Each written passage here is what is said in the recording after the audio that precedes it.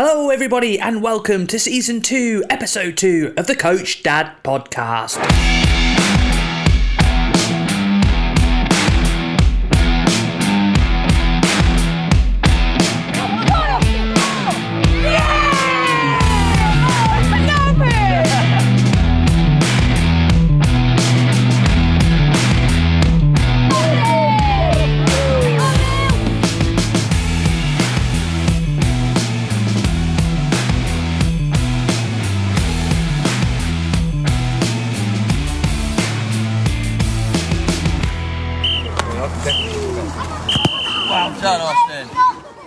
So hello everybody, football is back. The Grassroots football this weekend came alive across most of the country. I'm not sure if anybody started early, but I think obviously it tends to coincide with the school term time. So yeah, it seems like everybody I know sort of in the football world was back to it this weekend. Saturdays, Sundays, up and down, your various towns and cities and counties where you live.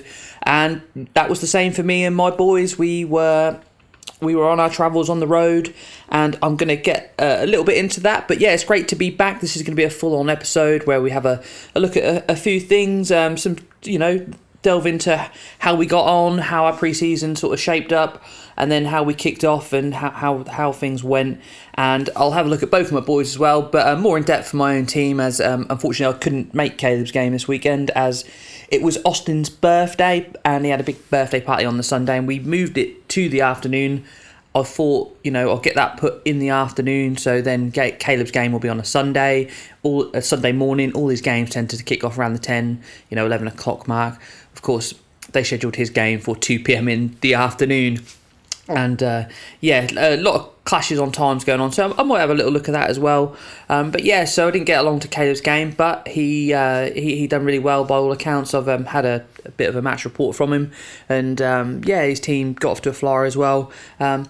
So yeah, that's pretty much it. We're going to sort of delve deep into things and sort of hit the ground running really and get back to it. As I say, football seems alive. I've seen loads of things online of various things out of the weekend, and one thing I'm going to get into is people looking to move teams already. It looks like some people already had a bad weekend. I've seen it pop up on various sort of pages and online, especially on Facebook and stuff like that, in your local groups, looking for a new team already after sort of the first Monday and Tuesday after the weekend. Seems like people are not happy, and I'll have a look at my own squad and that and where I'm at with it. I've unfortunately lost another player.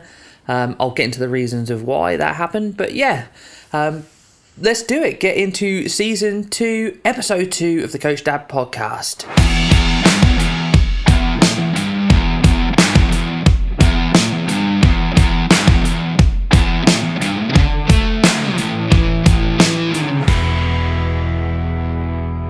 This week's football news.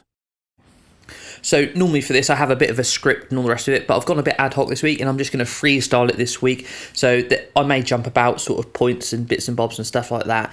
But yeah, so I'm now recording this on the Monday after the weekend's first round of fixtures on the 7th and 8th of September. So yeah, just sort of going to dial it back a little bit, rewind, maybe just over a week and a bit. So obviously I come back off a holiday. I didn't take training with my team that week. My the new chap Adam, who helps me now, he took training. I think he said he only had 3 or 4 turn up. Now we're a squad of, it was 12. I'll get into why we're not 12 at the moment.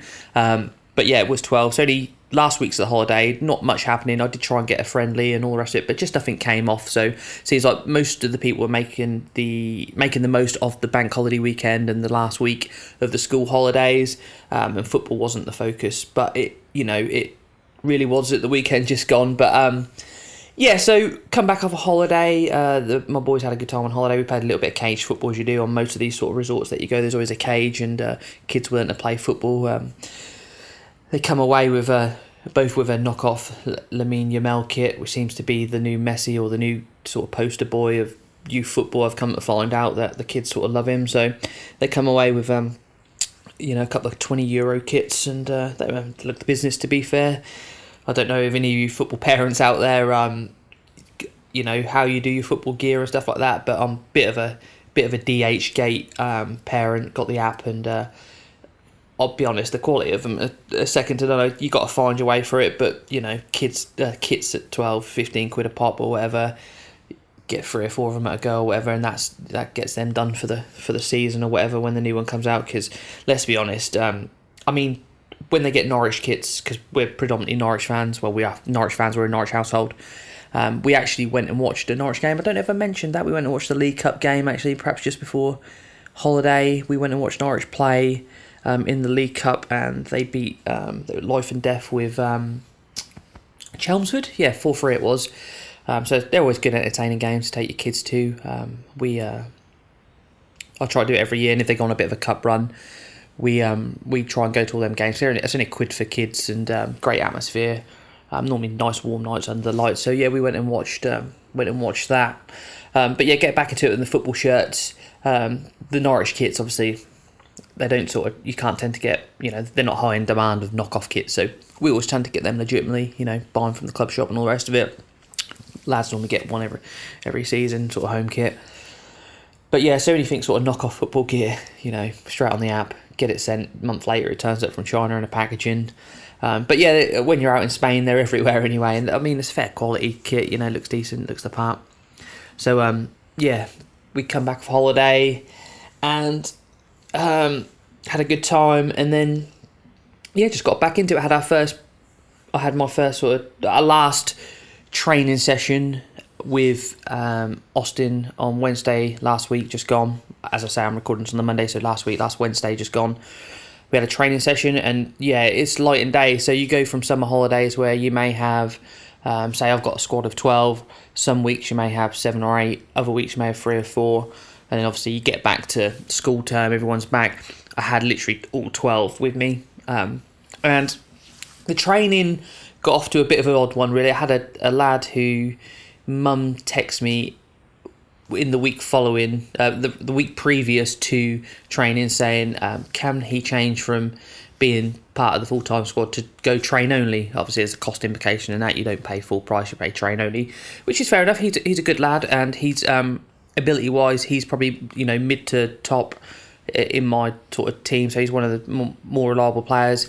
He scored a few goals. He can play in any position, from goalkeeper. Great little tackler. He's a really sort of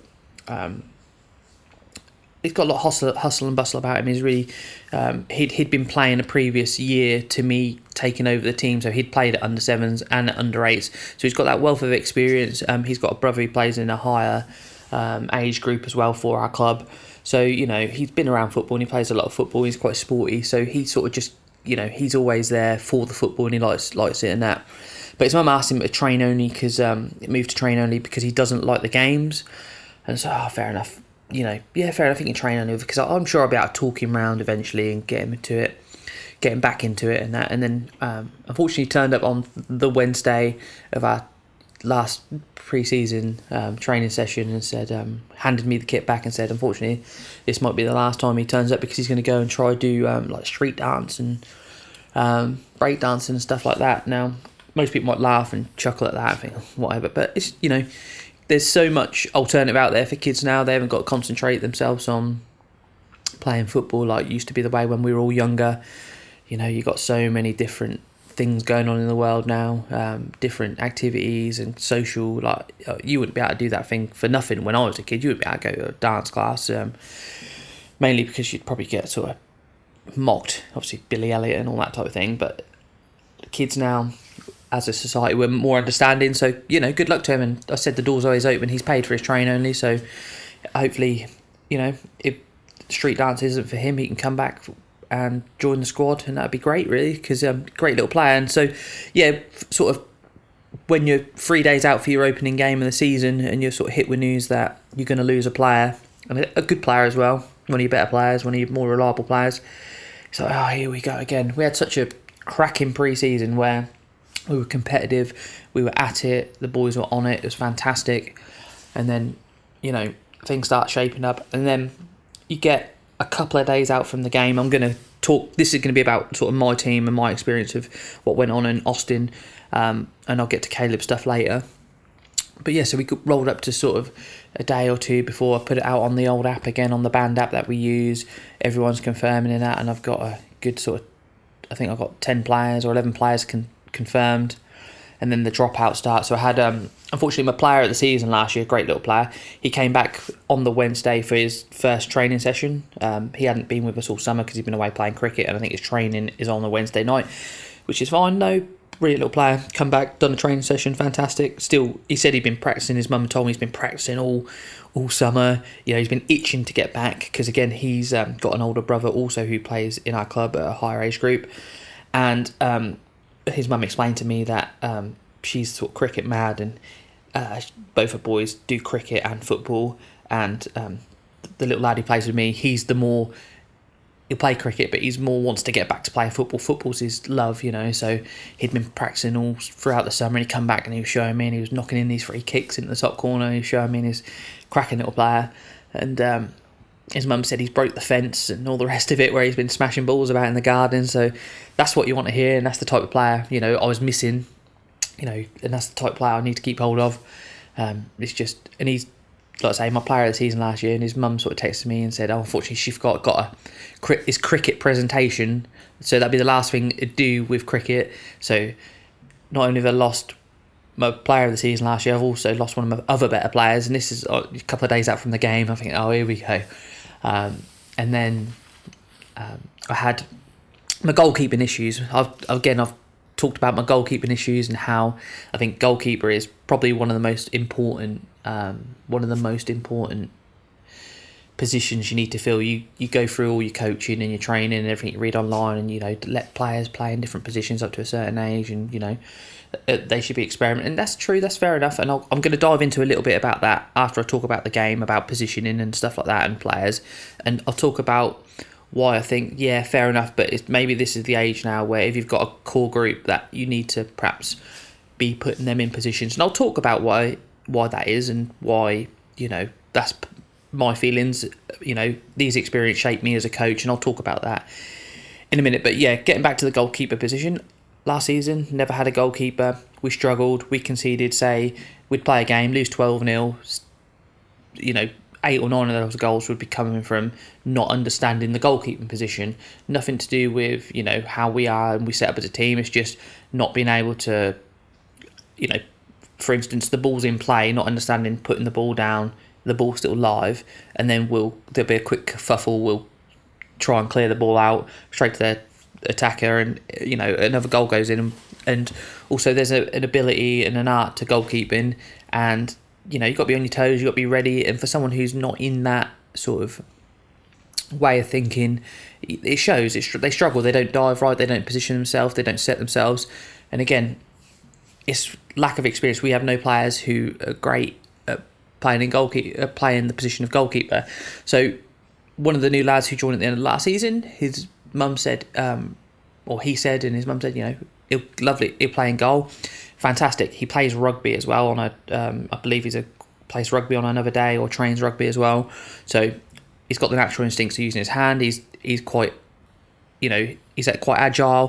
Through pre-season he played in goal and he was absolutely fantastic. Pulled off some brilliant saves. And it's just about now getting him to tweak the art of the game, of when the ball's live, how best to play out and stuff like that. And we were going through that in pre-season.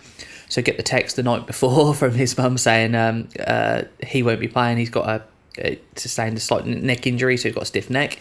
So now I'm thinking I'm down my goalkeeper, my player of the season, and one of my better players who's decided he's not playing anymore. And then we had another little lad who also didn't play last season but joined us. He plays a year up for us, but he's got great ability. He just needs to be guided, and he comes in, he's like mid-ability straight in my team, and unfortunately he's not very well as well. So of my 12 that I had and I was hoping to have, I'm down to 8, and of them 8 were 2 or 3 that trained with us for a long time, but they weren't part of the match day squad last year. So I think the turnover of players and stuff like that, I've lost 4 or 5, but I've gained 4 or 5 as well. And some haven't got experience, but the core group is there. But so we went into the match on on a bit of a back foot. Not worried. I wasn't really worried at all though, because I thought, well, we've got enough about us out there, and if we get players in the key positions, we should, be able to at least put up a good fight. And you never know. We just don't know at the minute, because this is our first sort of proper introduction to League 7-a-side football. Let's see how the boys handle it. And so we go into the game, even though we're missing some core key players, we're going to go out there and give it a go like we always do. We never won't play a game. And so little bit of a mad rush to get there. I said I was going to do interviews with Austin and stuff like that, and my boys before games, and then after analyse their performance. But I didn't actually get to do it this week. The reason is we played a team called Watlington. Now they're based around half an hour's drive from me, and they play on a 3G pitch. Unfortunately, it's not unfortunately, but the night before on the Friday, I went to a gig in Norwich, which is sort of the polar opposite direction. But I went to a gig to watch a band called The K's. They're a pretty good band. Go check them out. They played at Redland in Leeds. And they're quite a throwback indie rock and roll band. I actually first saw them on Soccer AM of all places. So, going back before that finished, 5-6 years ago, I see them on there. A cracking little band. But what that meant is the kids stayed at their grandparents', and they live in a town called Dereham. And that is half an hour also away from me, but in the polar opposite direction. So they stayed at their nan's. I had to get up, sort of load the car, check everything off, make sure I had shin pads, all the stuff for the new season, everything's loaded in, balls, blah blah blah. And I had to dart all the way over half an hour one way to Dereham to pick up Austin, get him ready, then dart the hour all the way back over. So I got to the venue, just gone it's a 10:30 kickoff, got there just gone 10. But of course it's a multi sort of use facility. You got grass pitches. It's a fantastic setup. The only thing they lack on is parking. So we got there and I couldn't find a parking space for love and their money. They have an overflow car park, which is a couple of minutes walk away. So I had to go and park in there. Of course, load everything up and walk across. And it's like, time's getting on. I sort of think by the time I got there, it's sort of 1:15. So I didn't really have time to do any sort of pre-game stuff with Austin. And we're at home next week, so I'm going to do it with him. But yeah, so we sort of arrived there. And they were already running late anyway, so we got onto the pitch, on the 3G pitch, and had a quick knock around. And yeah, so we've got sort of 8 players. I've got 8 players, and I'm sort of going at the game, and I'm thinking, because they struggled on the 3G pitch before. The reason is, you might think this is madness, but there's so many lines on there, so many pitches. You've got white lines, red lines, yellow lines, blue lines, and we were playing the sort of blue pitch marked out, but also the white pitch, which was the half. And for the 2 or 3 lads who perhaps haven't played, last season, it can be confusing. Even the box was confusing, I think. It's confusing for me looking at it. But yeah, so, and it's a different it is different. If you train on that type of thing all the time, you're playing on it, I think you're at a big advantage. And but anyways, I think the lads enjoy it. It feels more like a stadium to them. You've got all the parents around and the cages and locks going on. So yeah, we went into the game, and, I set up. Me and Adam had a chat, and we set up. We went up quite strong at the back. We got a core of players, and we put some of the newer players sort of on one on the wing, had one on the bench, and then we just went for it really. And we started slow. We conceded. I'm not going to give you the full time score, but we were 3-0 down inside the first 10 minutes. Again, we didn't really get going, unfortunately, and we just conceded from. I mean, it was a goalkeeper. Our goalkeeper might have saved him. I can't knock the little lad who went in goal. I gave him man of the match in the end because he did do some fantastic saves. But the ball was being pumped at him a lot. But it is what it is, and we were 3-0 down within 10 minutes. But then we actually done a little bit of switching up, and we actually sort of dug in, had a bit of a team talk, and we dug in, and then for half an hour we didn't concede a goal. We just were fantastic. We were at it, battling for every ball. It's just a 50-50 game, and we didn't concede. We had some shots. We struggled to get forward because the balance was we had sort of 2 or 3 new players, some experienced player, and then the rest of the squad were experienced, and still, like my lad Austin, he played the whole game. You can call him experienced. He's now in his 3rd season, but ability-wise, he's still sort of probably lower to mid. But he's getting there. He's come on so much in the last. It's like shooting and passing ability is the strength and the accuracy in his short shooting and passing, just the basic sort of ball control is another level to a year ago. Like, it's just a different level. He's put on so much effort.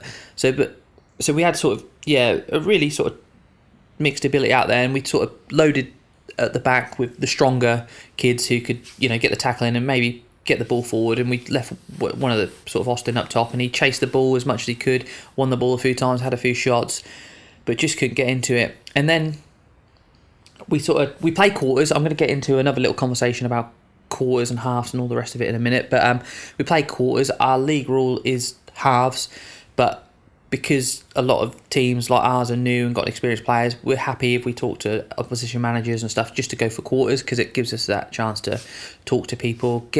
When you've got a squad like mine, low on numbers 8, they need that little break and a little bit of composure just to have a little chat and just say, yeah, you're doing really well, can you do this, maybe think about doing this. So we got them over at the end of the last quarter, and it's still 3-0, and then we gave in a little bit to the boys. They'd gone out and put in some fantastic effort, but we had this sort of syndrome where it's all I want, and that's the one struggle with my team. We get a lot of boys, well, I play here, can I play up front, can I go here, and I watch other teams. Perhaps I'll go watch Caleb train on a Friday night, and the team that train alongside him is the under-9s, and we've got them in a few weeks, and they just don't have, they listen to their coaches and respect everything, and not respect isn't the right word, but they just seem to get on with it, and whereas at my lot, they all want to play, striker and stuff like that, and it's just trying to explain that, it's a team game. We've all got to sort of look out for one another and do what's best for the team, but also I've got that irk in me, that coaching thing, where you've got to sort of overcome your ego, and it's not fair to stick a kid in defence all the time. If it, let him have a go up front, even though it might, cost you big in the end, and that's exactly what happened. So what we did was, we switched it about. We put people in different positions. So little lad last year, my top goal scorer, I played him at the back because he's really strong and he could put in a tackle, but his main ability is scoring goals. So we're 3-0 down, a quarter to go, let's chase the game. I put one at the back, one lad at the back, and then I went a 1-2-3, and we just went for it, and it just cost us really. We conceded a flurry of goals, and I think we just knocked over at double figures, conceding, and just ended up sort of, there was no blame there or anything like that. I explained to the parents in the group chat after what we were trying to achieve, and they all get it. Like, we're not silly, but they all know that we're missing key players, a new goalkeeper, 2 key players, 2 or 3 key players as well, and the balance of experience was out there, and the balance of inexperience and experience out there. And we did best. We held on for 3 quarters. We were in the game, and then we just bit of tiredness, and is changing the system up to lads who are new to football. Tell them to go chase the game and just try and score a goal. And ultimately that cost us. We didn't score in the end, and we conceded double figures. So we got routed in the end pretty heavily, and but it was great to be back. Happy with everybody. I'm just glad they kept going. There was no blame on anybody. We went across and did the sort of the chat at the end of the game, and explained to everybody that don't worry about it. First game, we had a great pre-season. Our last game in pre-season, we ended on a win, and then we come back to it, and it feels like perhaps we might be the whipping boys again, but not a chance. There were so many green shoots there, and I had a chat with Adam, the chap who's helping me now, and said, like, what should we do? Because, like, do we try and play players in different positions, or do we now look for maybe 1 or 2 key positions? Now that's like at Caleb's age group, he's got 1, maybe 2 positions that he plays, key positions, and instead of sort of last year was a 5-a-side. So there's no sort of real rhyme or reason to it, is there? But when you get to 7-a-side, it does become a little bit more tactical. You do need people to understand the art of defending, midfield, maybe a wide player, and an attacker as well, and goalkeeper. So we're gonna perhaps tweak it without them knowing, if you're what I'm saying. So we're gonna, even though we've got strong players, and strong players are always good for going forward and scoring your goals, we're gonna rotate it in a way where we mix it up with the balance of inexperience, the couple of bits of inexperience we have, and the stronger players, but making sure we always have that core strong, maybe 2 at the back and 1 centre midfielder is always our strongest core group, and we've rotated it around. And we're going to perhaps approach it like that as well. But we'll see. We'll get the full squad back next week, and we'll just see how we go about it, really. It's hard to sort of plan. I use an app, Subtime it's called, and I try and keep track of everybody, and I want equal game time for everybody. It's always my motto that anybody who joins us will get the same, chance as everybody else, and I'm going to honour that. But yeah, it's sort of having that balance. If you want you need your right experienced players in the right places, but also you need your inexperienced players not all on at the same time. So we're going to try and counter that. I did notice as well, we struggled really. We worked a lot on pre-season with sort of passing drills in sort of, you'd have 2 teams in a square, 2 or 3 in bibs, and they'd, keep the ball and try to find space in the box and pass to one another and see how many passes they could get up to. We worked on that quite a lot and a lot of passing based stuff, but we just struggled with the inexperience where we'd have a goal kick, we'd play out to one of the strong centre backs, and there'd be no one dropping in, or we'd maybe fire the ball forward, and the ball would come straight back at us, and we'd be lucky to string 2 or 3 passes together, and that's where we, again, any coaching stuff you tend to sort of see is keep the ball at their feet and let them go on dribbles and stuff like that. But it's you got to get some passing in there as well. We're going to work quite heavily on passing. I think passing is playing out from the back, because we're a team where perhaps we're on the back foot a lot. Passing is key, playing out from the back, because the little lads can panic. I've got a few panickers where they'll just swing their leg at the ball and just get rid of it, and it's like, just compose yourself every time. Just take your time, take your touch, settle down. But yeah, so we ended up coming out of that game, and then it got me sort of, I was thinking, well, I'm down to 11 again, and I've got a lad who's joined us this season, and he trained with us on and off at the end of last season, and he has signed up and he has committed, but he didn't show this week again. And I'm not going to get into the reasons about why I think and what I think. It is what it is. He's with us. He's a great little player, so we'll just see. But he didn't come again this week, so it's just a shame, really. And I could have done with him, and I think he'll be there and thereabouts eventually. But it got me thinking about my squad size, because I've now lost one little lad who's not coming back. He's doing his dancing. I've now got this lad who committed. He's committed to signing up, but he's not showing up so much. So my squad from 12 is now down to 10, and I'm thinking, it's just like, some people think that's a good amount, but I just, with the inexperience we have, I was thinking maybe I should advertise for one more. I don't really know at the minute, because 10's a good amount, really. But then I'll get an email pop through from via our website over the weekend, and then we've got another lad coming to train with us this week, so we'll see how that goes. So we never know, we might get the numbers, see how he goes. I said he can come along and try out. No idea if he's, ability wise, but I don't like saying no, and I don't like turning people away. And then I could do with perhaps an extra player in. I always like to keep sort of higher numbers, just in case, because I don't know how other people get on and commitment and stuff like that, but some, not that there's any blame apportioned to anything, but it's just like, for a long time I seem to struggle with numbers, and first game I struggled all through pre-season, and normally you can put a reason to it, where it's holidays, school holidays, etc. But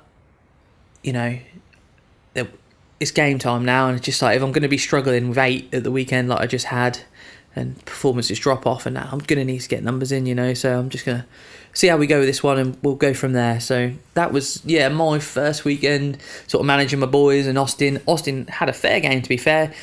We rotated the lads up a lot. Austin's now, let's say, one of the more experienced players, even though he's sort of mid-ability, low to mid-ability. He's getting there. He understands sort of the crux of the game, and what he should be doing. He understands all that, and he had a good little game, to be fair. He'd done a lot of running, a lot of tackling, a lot of chasing the ball as well. It's hard when you haven't got the ball, and you're trying to create things and you're trying to chase things all the time and make things happen. But he played in midfield as well, and both left, right wing, up top as well, and he'd done his bit for the cause. But nothing come off for anybody, no goals to shout right home about, and just a good performance. I'm still happy with 3/4 of that game. I mean, if you took the middle half, the half an hour in the middle, we didn't concede and we battled hard. We had what I adjudged to have the best players in their right position for their ability, if you know what I'm saying. So and then because of tiredness and changing things up, and we gave in a little bit, the game ran away from us. So nothing much to worry about, even though we've gone back to sort of a double figures defeat, which I don't think we had in a long time, to be fair. But, it is what it is, and we go again next week. We have a home game against a team called Docking Rangers. We played them last year. I think we lost 9-1. They were a new team last year as well. I spoke to their manager, and they had a good start to the season, actually. I think they had a cracking result. So, yeah, we'll just see how we go. I'm hoping to have everybody back. We've got an early kickoff this week. We've got a 9:45 kickoff. The reason being is now, last year at under 8s, I didn't have no one to contend with. We didn't have an under 7s team in our club, and our other under 8s team played at a different venue, so I didn't have anyone to contend with. Now we've stepped up to 7-a-side. The other team at our age group, the venue they played at doesn't have a 7-a-side pitch, so they're now back with us. And also the year above, obviously playing the same size pitch, the 7-a-side pitch, so the under 10s, and there's 2 teams at under 10, so we now have 4 teams on 1 pitch, and 3 teams are in 1 league, in the Mid Norfolk Youth League, and one of the other teams in the Norfolk Combined League. Now, the 3 teams normally who are under 1 affiliation, 1 group or whatever, obviously I think they work out, so if you've got 2 teams at age group, they'll always play 1 home and away, and they're quite smart with that fixture, stuff like that. But they're quite smart with the fixtures. But obviously they don't talk to the other league affiliated league or whatever, the Norfolk Combined League. So we might have a situation where we have 3 teams at home and you sort of got to try stack times. Whereas every game of mine last year was at home, was 10 a.m. and that was it, job done. Didn't have nothing to worry about, and I didn't have to ask anybody. I could just go of my own accord now. Now I'm sort of inside groups on WhatsApp with 4 other managers and talking about maintenance of the pitch and who's marking it out and stuff like that, things I haven't done before and I could get away with, and I can't anymore. So because we used to, the training pitches last year were the 5-a-side pitches, so they always marked out for me. I never marked out a pitch to date. I've been lucky in that regards, but I think I'm going to be putting my line painting to the test over the coming weeks when it's my turn. But yeah, so it's all good. But yeah, we've got a really early kickoff this week, 9:45. Which is nice, so we can get the game done, get it out of the way. And we'll see how that goes. But as for the first week, not a great week, but put it in the group that we're gonna, do our best to bounce back this week, and hopefully we can have some performances. We're gonna have the whole squad available, so we'll see how that goes. And as for Caleb, because of I had the gig on Friday, that's when he has training. He'd been with me because he's from a previous relationship, but we sort of get along, so we don't really have too many issues. But obviously, because he'd been with me away on holiday, he'd been away for a week, and he'd been with me sort of the weekend before, so he'd been with me for a good solid couple of weeks. And when he came back, Austin went to school the next day after we come back off holiday, but Caleb had a whole week off still, and he's only going back today on the Monday the 10th, I think it is, as I record this, Monday the 9th. So yeah, he had a whole week off. So because I had the gig on the Friday in Norwich, I can take him to his training. So his mum took him to the training, and he stayed with his mum for the weekend, which is quite rare because he's at mine every weekend from Friday through to sort of Sunday, Monday. And then his mum took him to his first game. I asked him to keep me a sort of updated on, or give me a call after, tell me how he got on. But because I'm in the WhatsApp group with all the other lot anyway, I could see that how the results were going anyway. But so I'll quickly get into a little caveat. Obviously, just before, but on the last training session before the season, I said to Adam, who I'm with, I said, "Oh, I've got to buy Caleb some new boots because." Let me just rewind it back. Actually, no, I didn't get into this. I'll rewind this back in a minute. But let's go back to the game before this. So. The weekend before I went on holiday with Caleb, he had a game against Kingston Soccer Club. He played Kingston Soccer Club the week before that, but they got 2 teams, so he played the other team. And I missed this important stuff. So yeah, he had a game a couple of weeks ago against Kingston Soccer Club before we went on holiday. That was one of the last things he did, and he had a little tear in his boots. And I said, "Look, this will be your last game in these boots. We'll get rid of these." That seems to be every season. Boots only seen last season in my household, even though we clean them, look after them. But these are the Nike white ones that a lot of the kids are wearing. They had a tear in them. I was like, mate, they ain't going to last much longer. So when we get back off holiday, I'll get you some new boots. Anyways, so he went into the game as a friendly game. He started at the base of a like CDM, as the kids call it, a defensive midfield. I call it the Makalele role, but I don't know what people call it anymore. So he played in the CDM, or defensive midfielder. He done really well in the first half, and he was, I'll be honest, he was fairly well, bossing the game, really, to be fair. Great passes, moving forward, lots of chatting, link-up play was great. And then in the second half, I can't remember what the score was at the time, but it was 5-6-0 or something like that. And I think got moved to a slightly more advanced role. Maybe of the, you have your CDM, then you have your 2 in the middle. It's 11 aside now. So he's maybe in sort of a De Bruyne or a Grealish type, sort of just in the pocket there, just behind the striker, and he was playing up there. Ball come to him 25 yards out and hit one, stuck it in the corner of the net from outside the box. So he got his first goal, even though he counts it. But Austin got one in pre-season as well, so we count it. But he got that's the first time he scored for this team. He scored goals before at his previous club, but he hadn't scored for Watlington, and he managed to get off the mark. And I said to him after, come off, they won the game, double figures in the end, I think it was. And even his manager texted me and said that was one of that was the best performance he had. He played out of his skin. And so I said to him, when we get back off holiday, then we'll retire these boots. You scored a goal with him, we'll retire him now, and we'll get you some new boots. So when we come back off holiday, I had to sort of dart round. And as I was saying back to where I was a second ago, on my last training session, I had my boots on. And I was saying to Adam, I've got to buy my lad some boots, buddy. They got a tear in him and that. And he's like, oh yeah, I got these sort of Predators. I had to buy these because his boots went, because he'd not, he, like me, not had anything to, he'd played football and then stopped because kids and family and that, so his boots went in a hole for a couple of 3 years. You bring them out, they don't last very well. They've been heated up by sunlight in the cupboard and blah blah blah, and the glue comes unstuck and all the rest of it. Anyway, so his boots went, so he had to get some boots. And I said, oh, lucky for me, I've done all right with these boots. I've only had them my wife got them from I don't know, I think she got them for Christmas or my birthday or something, because I've been itching out for a decent pair of boots, because I've been wearing old ones previous to that training session that night, the Wednesday just over a week ago.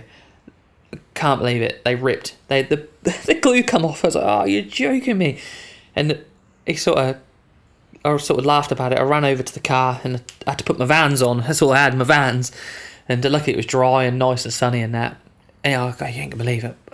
Fucking boots just ripped. Like, unbelievable. So yeah, so then when we got back, when we got, the weekend before, I had to quickly dart and get some boots. So I got myself some, they're like, you've probably seen them, I just got myself the cheapest of the cheap, Puma ones, the slip-on ones with a sort of fluorescent green, yellow on them as a slide on. I think they're about 30, 40 quid. And I had to get Caleb some boots, so I got him some Predators as well. They got the sort of the cheaper version, they're about 45 quid or whatever, so he got those. So yeah, it's just sort of, bloody boots, expensive, but... So we had got boots in that week, and then so he had his first game, and so I told him to go out there and have a good performance and that, and he rang me, and they won 7-0 in the end. Had a great game by all accounts. He rang me after. I think he come off half time, which is just after half time. I think they had their full squad there of sort of 14 players. I did say they were struggling for numbers, but I think they're up to 14 or 15 now, and because it was fairly comfortable, they rotated a lot of players, and he come off just after half time, and they played really well by all accounts. So yeah, I think it was a little bit disappointing to come off, but I said to him, just got to keep playing away like you did last season. You're off the back of a great performance. The manager knows your worth, knows what you can do, so don't worry about it. You might find when you're playing against tougher teams, he's got a team called Southwater next week. They're a good team by all accounts, and I think he knows a lot of the lads. He goes to school with him. He's from Wootton in Lynn, so obviously a lot of the time you tend to play with your mates and where you're sort of brought up and stuff like that, whereas because I used to live in Lynn, but I moved out of Lynn, sort of 15 miles out of Lynn to a little village, so he plays at a team that suits me when I got him on the weekend, which is a lot closer to me. So he said to me, I know pretty much everyone bar a couple of players from that other team, so he's desperate to get out there and put in a great performance this week. So I'm looking forward to going watching him play for the first time this season. So hopefully, yeah, that'll be great. But yeah, that's pretty much it. There's not much else to talk about really. That's pretty long-winded actually. Sort of this week's football news. We just had a little bit of debate in our group chat, and I don't know what you do where you're based, but it was about game times. Now, it does say in our rule book that the under 9s and 10s will be halves this season, minimum of 20, maximum of 25 minutes per half.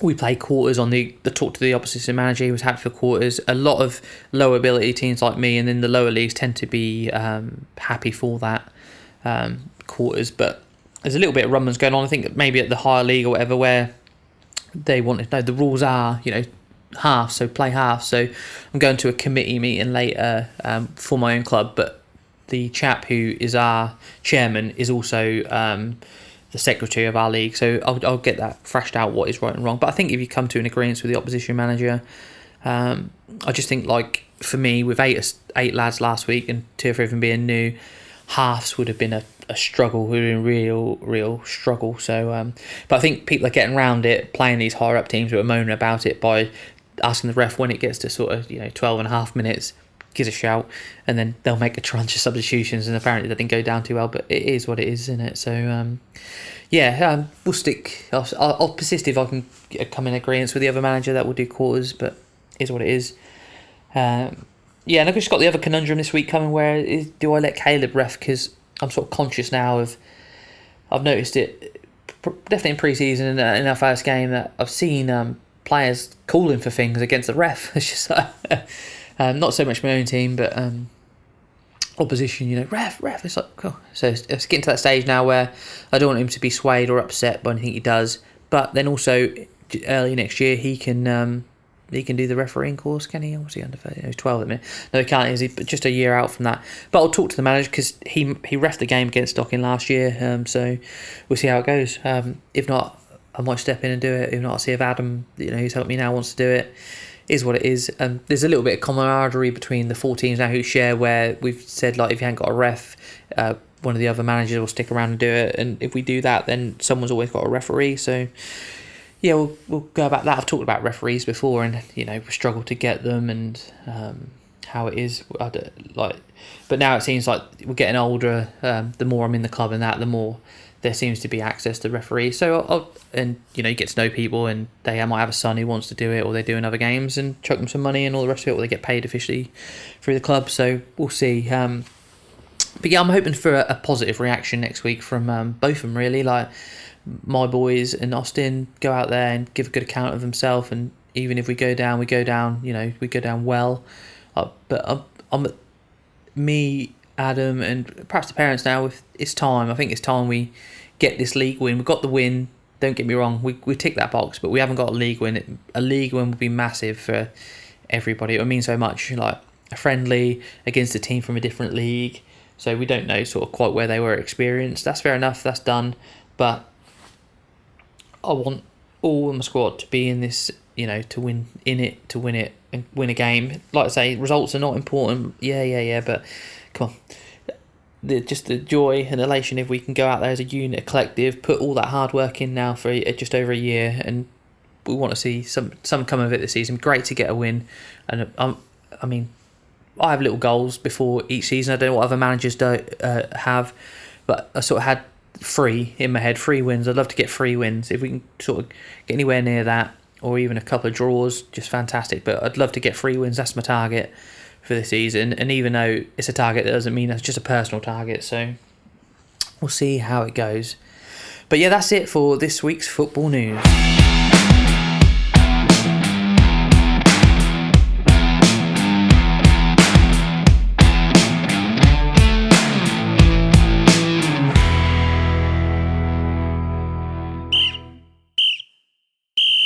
So, thanks for listening to me waffle on there. I just had a look back, and I did waffle on for a good while there. So, But I just wanted to talk about just a couple of other things. Obviously, with the new season coming in, I've seen, normally a bit topical, not going to be sort of, just going to be more off the cuff this week. I haven't really got a topic because football's back is essentially it. But with football being back, there's been a host of explosion of things I've seen online. With different things. A couple of really sad things I see, really. You might have seen it last week. You might have seen it yesterday. Is it Boldmere under 10s game there was on or something? So I think it's Birmingham Way or something. Just under 10s game, and the parents going at it. I'm literally watching a video now on the Junior Grassroots Hub on Facebook. Just absolutely madness. Now, I've talked about sort of parents and what it means.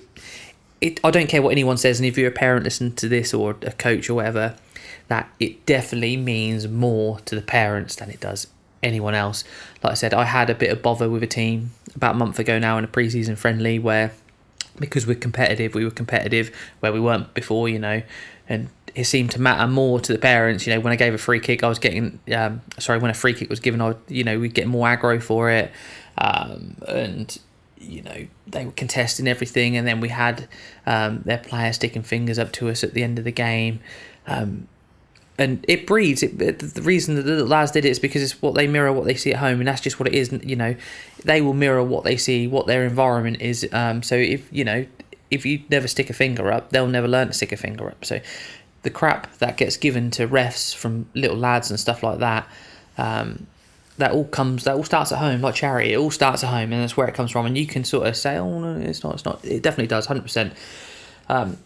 Not that I like to think I'm a critical thinker or anything special or anything like that, but it's just the more experience you get as you get older, you just, I have kids who come to my training sessions and they are like wired coiled springs, and I don't think, they may have issues going on at home. Other people have different dynamics and all the rest of it. And like I say, and I just try and treat them all the same. Because I understand that people are different, and you got to treat them all the same eventually. So it's just sort of getting the crux of learning each one of your players, sort of, what works for them and what doesn't. So, but yeah, getting back to it, it's just madness really. So they mirror what they see. So sometimes when I'll try and unload them and turn it into a positive and stuff like that, and get them thinking and all the rest of it, get them playing football, get a smile on their face so they can forget sort of what they've, previous to them coming to football. But yeah, you see this sort of nonsense now, sort of the first weekend, and you've got literally parents all scrapping and running across. I'm not sure if I read it right, but I read that it started actually from a player throwing a punch, and then, instead of letting the ref deal with it and the managers, it ended up spilling over, and the parents, what they did, quite what they achieved by fighting and doing stuff like that. It's just madness. And like I say, I've come to the realisation in the last couple of years in grassroots football, and I don't know how you root out the evil, but it just means more to parents. Now, obviously, being a coach and a dad, being a parent of I'd like to think I'm more responsible. We act with dignity. We don't give no one no bother on the mindset and the thought that these are just young lads out there reffing every week. You've got to give them the breathing space, because ultimately me giving him a load of crap is only going to make him not want to do it again, or it's going to make him feel bad. Where if I go over to him after a game, like I did a couple of weeks ago, where he gave what I judged not to be a penalty because of coming together, it's quite unlucky, mate. A tough game at ref, but you did really well. So he went away on a positive. He's like, oh yeah, that was a tough one, but at least I'm not saying I'm anything special, but the 40-year-old the coach from the other team said, oh, he did really well, difficult game, but done really well. So he goes away on a positive, and you got to let the refs deal with it. But the parents, they are the cancer, they are the problem, and all us managers know it. And you can sort of, I try and navigate it best I can. I've only ever had one or two issues with opposition parents, and actually one was against Leverington, who we played at the weekend in our very first game, but it was a really close game, and their parents, I don't give a shit if any of them hear it, or they were vile. They were vile to my boy who was reffing, and from what I heard is that speaking to the manager, he even told me before that his parents were awful. He was just a parent stepping up, and he would get it in the neck about who was playing where and who was doing what. So yeah, I just sort of, and he left, and then I think someone else come in, and then there's another one now. So I don't know anymore. But yeah, it's just like, it's definitely the parents are the problems, and it's just a shame that on the first week of the grassroots football season, you see sort of these scenes of sort of madness going. That's just me. I've got it on now. That literally full on throwing punches. Madness, absolute madness. But yeah, it's a shame. So yeah, just see that. And the other thing I did see, quite funny. Both in my local groups, actually, in a couple of local groups, and it was Saturday evening, Sunday, people asking for new clubs. So obviously, I think things do. You sign your kid up for a club, they may be new to it, or they may be new to football, they may be new to the club, or they may be there a little while and they think, now is the time. But yeah, a lot of people asking for new clubs, that's something I've sort of seen online that is a little sad. Like I said last year, Caleb started off in his new team and he was on the bench and he'd come on as a bit part player and then he worked his way in and then he ended up playing full games and worked his way into the team through hard work. So, people are already not happy in their new clubs by the sounds of it, and this is what I'm on about. You get teams like mine who I'm sort of open to. I see it all throughout the summer. I see it a week or so ago, actually. I took a screenshot of it, and did I keep it or not? I'm not sure if I did, but it was a team in our league looking for experienced players. And I'm talking, when I say in our league, I think like in our actual league, as in you've got 3 leagues and top, middle, bottom. We're in the bottom league, ability wise, looking for experienced players. It's just like absolute madness. It just fries my mind still. Like, what do you like? I don't know if they do it where it comes from, but like, if you're struggling for numbers, don't put out a post saying looking for experienced players. Like, because if I'm a new person to football, I deal with parents who have no iota on football or anything. This email I had the lady asked me, when does your season start? Now, like, if you're in the game, well, football's now, it's just now kicking up all across sort of men's, professional, semi-pro, all the way down. The game is now kicking off, the seasons are now kicking off, whereas this person probably has no idea about how football works. When does your season start? Are you looking for players? Well, yeah, of course we are.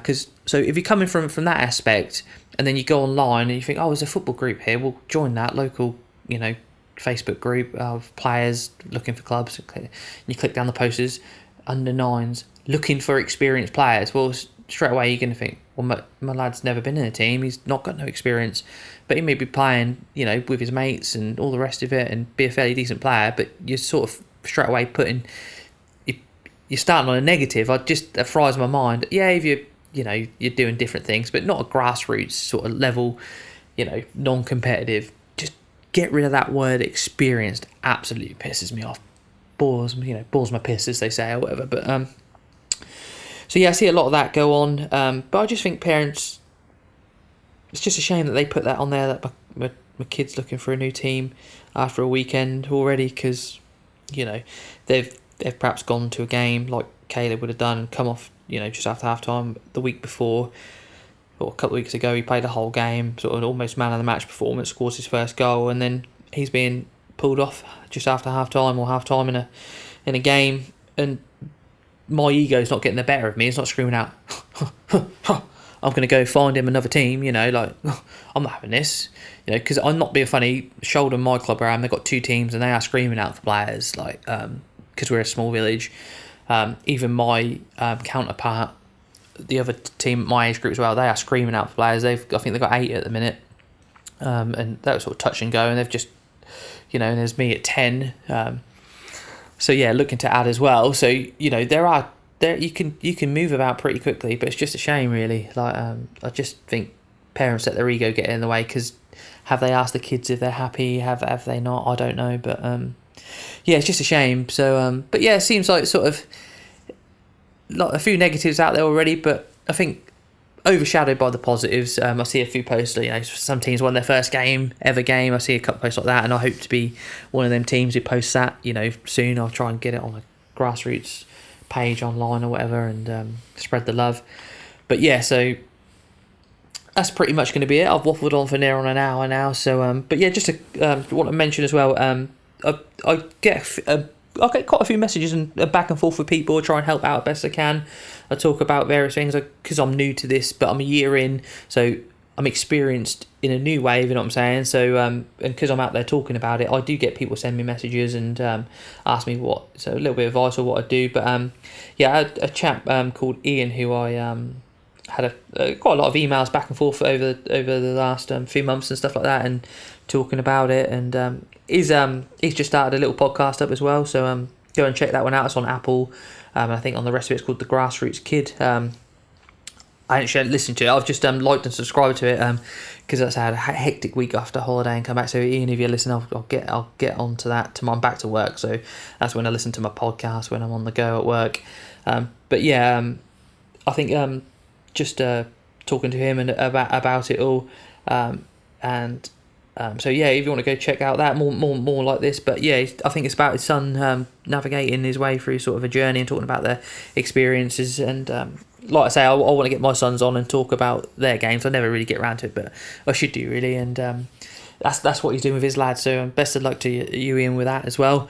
And like two others who are out there as well. Just I always thought, like, I came into this with a sort of, there was no, I weren't looking for a market. I weren't looking to do anything with it. It's just me putting my experiences down on a bit of audio so everyone can listen to it. I know there's probably 1,000,001 podcasts like this and people who do this about the grassroots game.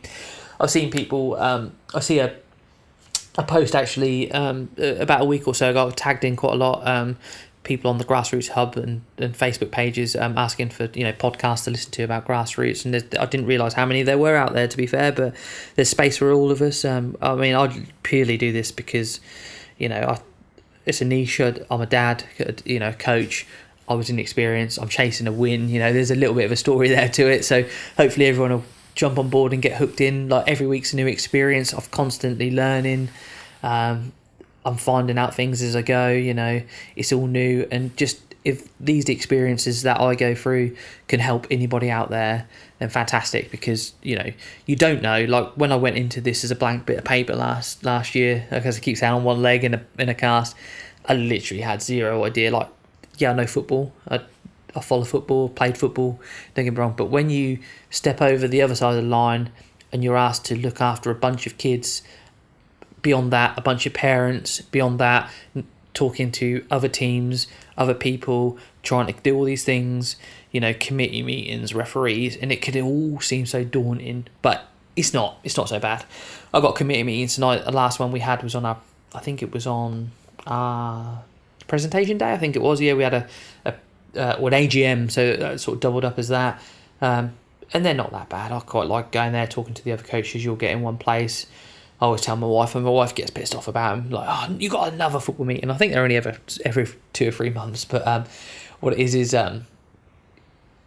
you get the agenda come through of what it is. There's about 4 points on there: club finances, fees, pitch conditions, and whatever, kits, and any other business. And you think, oh, there's only a few subjects on there. Yeah, I'll be done. I'll probably only be down there because literally where it is. It takes me about 2 minutes to walk to the bowls club. It's always at the bowls club, just around the corner from where I am in the village. It takes me 2 minutes to walk there, and it's normally at 7. I'll be back at just gone 8, I should imagine. You get chatting, as you do, and you're not back till 9:30, and a couple of drinks later. It's just part and parcel now, and it's the community. It's brilliant. So, like, if be part of it, you want to be a coach, and you're listening to this, and there's any iota of sort of help or experience, any help I can offer, just ping me a message on Facebook, on Instagram. Like, I'll be honest, I'm not hot on those things. I'll be pretty honest, like, I'm pretty shoddy at keeping up to date. I need a manager. But I do bang these episodes out religiously every week, so if you could just sort of like and follow on those. But yeah, I'm across the Instagram, and but I'm just not very good at self-promotion. It's a bit naff with everything else that go on. Like, phones are toxic at the best of time anyway, and my wife is telling me, you're on that thing all the time. Like, I'll give you a little example. This weekend, obviously I had to do the full time. I had to check everybody was registered on the other part of the FA website. I had to then obviously set up the games. I've got to speak to 4 managers now when their kickoff time is. So I'm on WhatsApp all the time. Then I'm on Subtime, the app, trying to think, how can I plan my week better? And I'm sort of, the bloody thing's never out of your hand, and it's all to do with football, like, all the time. And then my wife was sitting next to me, and I was watching a chap. He's a chap on TikTok, actually. He gives really good little, I think he's a PE teacher, and he's got a lot of time in. I'll find his name for next time and give him a give him a mention. But he gives really good advice, actually. So again, if you're a new coach, go and seek the advice that's out there. It's so good, little tidbits and stuff like that. But it's about behavioural issues and how he deals with them. And she's like, oh, you get some tips out. I was like, I am actually, yeah. So quite handy. So yeah, it's all out there. And if anybody's getting any joy out of this podcast, like, subscribe, mention it online if you ever see it or anybody asks for it. It's just grateful for that. I'm not hungry and sort of like and subscribe and all the rest of it, but just, if you think this will be a handy tool for anybody, then fair enough, give it a mention. And yeah, it'd be great. I've sort of now clocked up to an hour and I've waffled on, so great stuff. No worries, thanks for listening, and next week I'll be back hopefully with some good news, and also we'll get topical, we'll get into some caveats, some niche of youth football and go from there. But no worries, thanks for listening.